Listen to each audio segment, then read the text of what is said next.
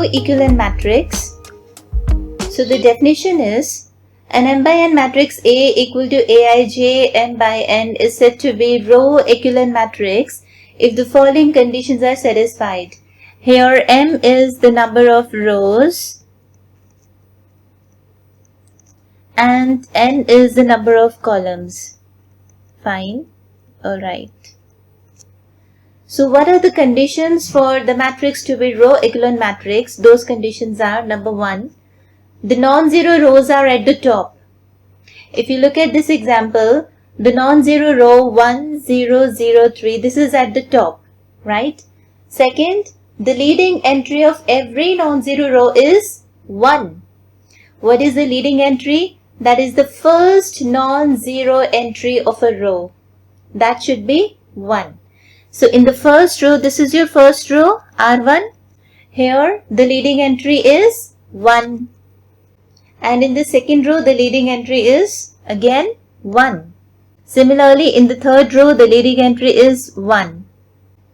And in the fourth row, there is no non-zero element present in this row. Then is the column indices.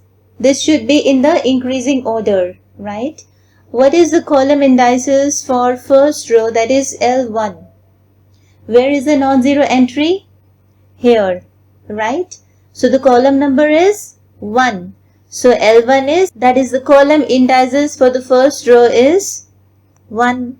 And then the column indices for the second row. That is, in the second row, the leading entry is present in what number of column? Second column. So L2 is 2. Similarly, L3 is 3, right? Okay, so third point is the column indices of the leading entries are strictly increasing with the rows. That is, L1 is strictly less than L2, strictly less than L3, up to so on. And if you notice over here, 1 is strictly less than 2 and 2 is strictly less than 3. So it continues like this. Fourth, any column which contains a leading entry of a row has all other entries 0. In the first row, the leading entry is present over here. So all other entries are 0. In the second row, the leading entry is here and all rest of the entries in the column are 0. Right? Similarly for the third row and so on, right? So these are the 4 conditions that makes the matrix to be a row echelon matrix. Let me write some more examples for the row echelon matrix. You may check the conditions for this example. Alright, let me write this. The entries, that is, let me write 1, 0, 5, 3. So the leading entry is 1. And then 0, 1, 2, let's say, okay, 3.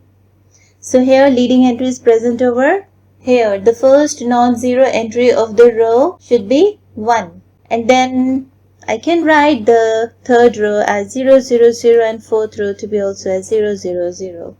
Right? Okay, then another example is like 1, 2, 0, 8, 0. And then 0, 0, 1, 7, 0. And then I can write 0, 0, 0, 0. Okay, I'll be writing all these elements to be 0. So if you notice over here in the second example also, the leading entry is here, right? This one. And all other entries are 0. And for the second row, the leading entry is present over here. So here L2 is, yes. Here L2 is, the leading entry is present over here at which column? Third column. So L2 is 3. And for this second example, and L1 is 1.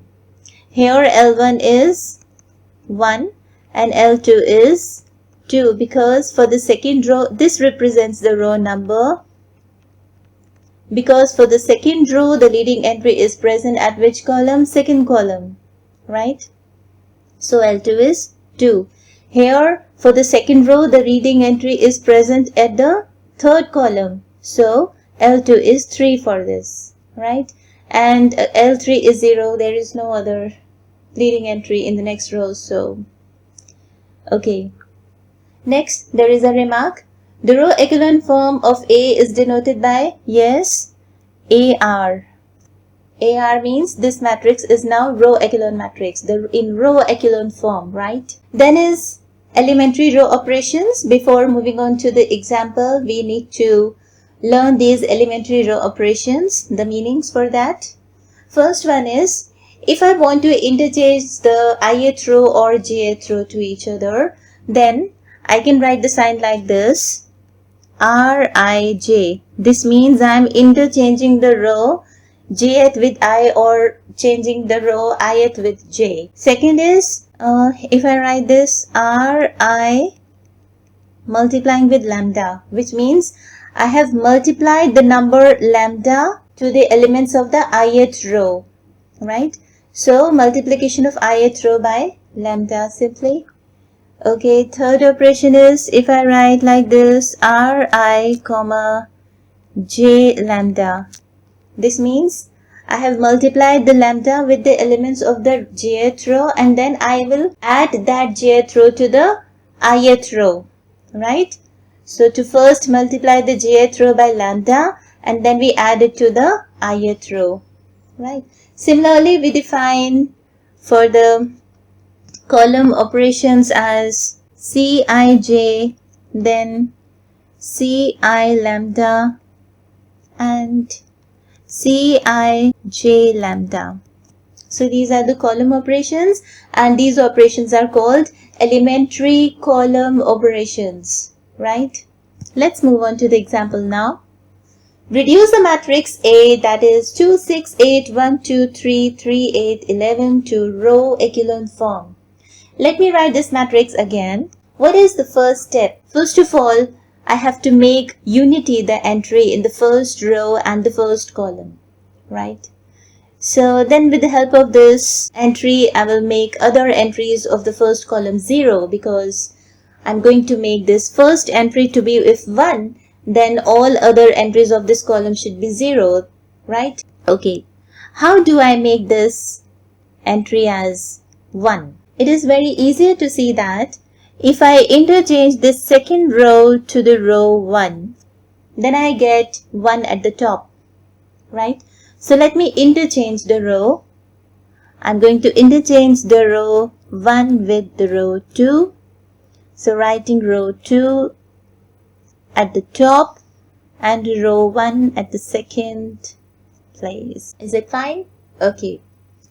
Now I'm going to make this 2 and 3 to be 0, 0, because I got this to be as my leading entry. That is the first non-zero entry as 1 in the first row. And now how to make this as 0, 0, the 2 and 3 to be 0, 0 for that? If I multiply the first row with -2 and then add the elements of this row with the elements of the second row, I will get that row element to be as 0 here, right? Similarly, I will do for this third row. I will multiply the first row with -3 and then adding the elements to the third row, right? Okay, so first I have to change the row 2. So the row operation is R2 1 -2, which means first row is multiplied with -2 and then is added with the second row, right?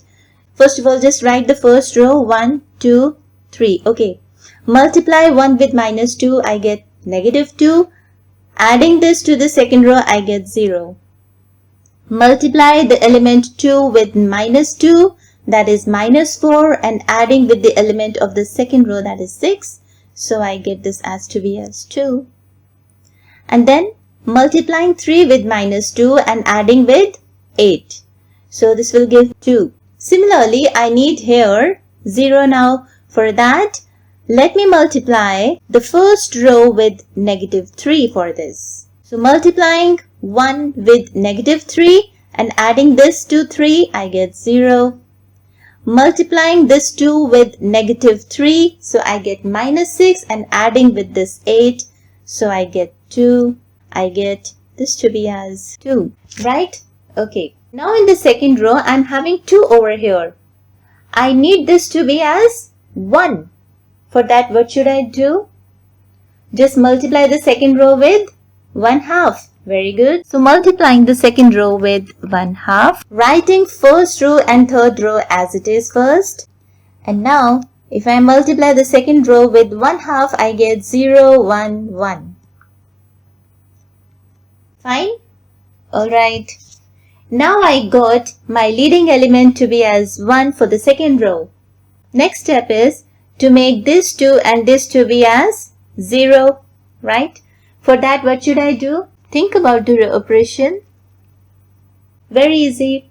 Just multiplying the second row with -2 and adding this to the first row. So the row operation is R1 and multiplying the second row with -2. So I have to change the row first. So writing the second row as it is and now multiplying the second row with -2 and adding to the first row. Okay. 0 is multiplied with -2, it will give 0, and adding to the 1, I get 1. Multiplying this one with -2, I get -2, and then adding this to the second element of the first row, that will give me 0. Multiplying this one with -2, and then adding this to the third element of the first row, that will give 1. And now to make 0 over here, for that, multiplying again the second row with -2 and adding this to the third row, right? Multiplying 0 with -2, adding this to 0, I get 0. Then multiplying this one with -2, I get -2 and adding this to this 2, I get 0. Multiplying this one with the -2 and adding this to this 2, I get 0, right? So you have noticed that for the first row, the leading entry is 1. For the second row, the leading entry is again this one. All other entries are 0 in that column. So for the third row, I have got all the zeros.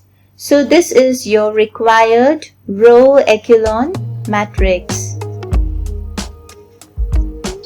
Okay, thank you.